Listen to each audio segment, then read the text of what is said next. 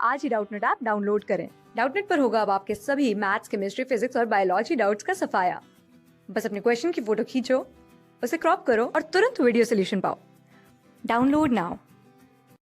इस क्वेश्चन में कह रहा है कि ब्रीदिंग एक प्रोसेस है जिसमें हम अगर एयर अंदर की तरफ यानी लंग्स में लेते हैं तो उसको इनहेलिंग कहते हैं, और जब एयर लंग्स के बाहर फेंकते हैं हम तो उसको एक्सहेलिंग कहते हैं। और ये जो ब्रीदिंग है वो लाइफ का 99% एनर्जी हमारी बॉडी को प्रोवाइड करता है। तो पहला क्वेश्चन पूछ रहा है कि जब हम इनहेल करते हैं, जब हम सांस लेते हैं तो उसमें होता क्या है। इनहेलेशन के प्रोसेस में क्या होता है कि एल्वियोली जो होता है, एल्वियोली ये हमारे लंग्स में होते हैं।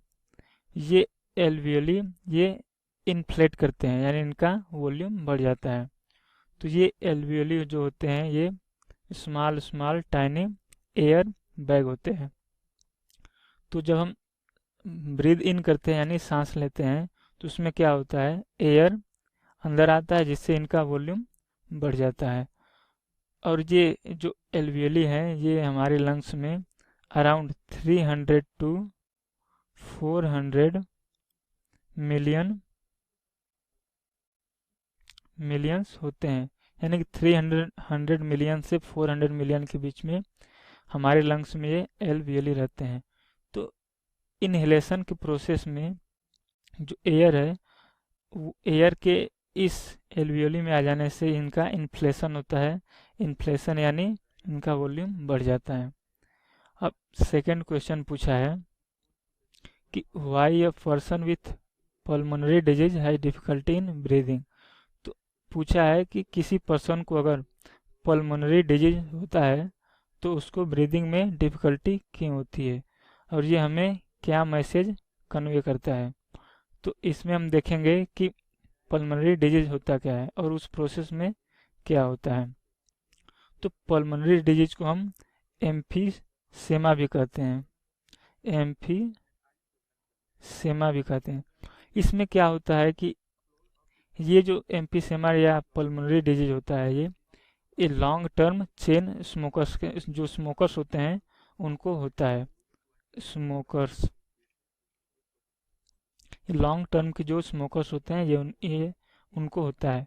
और ये एम्फीसेमा में होता क्या है कि ये जो हमारे टाइनी एयर बैग्स होते हैं, टाइनी एयर बैग्स, इनका क्या होता है, या कुछ कोलैप्स हो जाते हैं यानी खराब हो जाते हैं, और कुछ का क्या होता है कि आपस में कंबाइन होके या स्मोकिंग की वजह से इनका रेडियस लगभग डबल हो जाता है, यानी ये इनका साइज बढ़ जाता है। तो मानते हैं अगर इसका रेडियस आर है तो इसका रेडियस 2r हो गया। तो इस प्रोसेस में क्या होता है कि अगर हम इनहेल कर रहे हैं यानी सांस ले रहे हैं तो इसमें जो हमको प्रेशर चाहिए इनहेल करने के लिए वो कम होगा, लेकिन जब इसका रेडियस ज़्यादा हो जाएगा यानी वॉल्यूम ज़्यादा हो जाएगा तो इस प्रोसेस में हमें सांस अंदर लेने के लिए यानी इस टाइनी एयर बैग को भरने के लिए ज़्यादा प्रेशर की ज़रूरत होगी। और जो इस मेम्ब्रेन, जो ये मेम्ब्रेन का बना होता है तो ये इसका रिक्वायल होता है वो भी कम होता है। रिक्वायल कम होने का मतलब है कि जो इससे एयर एक्सहेलिंग के प्रोसेस में जब हम सांस बाहर फेंकते हैं तो उस वक्त जो ये एयर होता है ये पूरा बाहर नहीं जाता है। इसका मतलब है कि जो ऑक्सीजन एक्सचेंज होता है, ऑक्सीजन एक्सचेंज वो कम हो जाता है।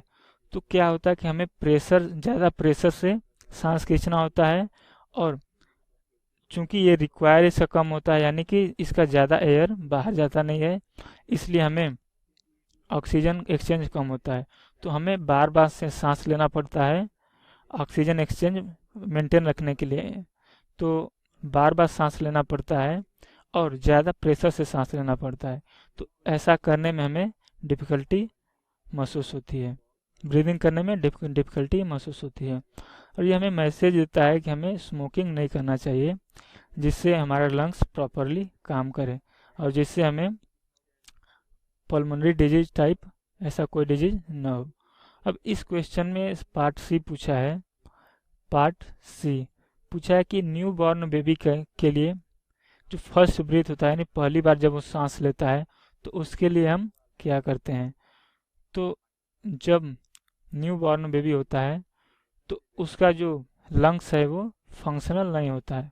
तो उसमें क्या होता है कि उसके ये जो टाइनी एयर बैग्स होते हैं, यानी एलवीएली, वो क्या होते हैं कि उसमें एयर नहीं होता है।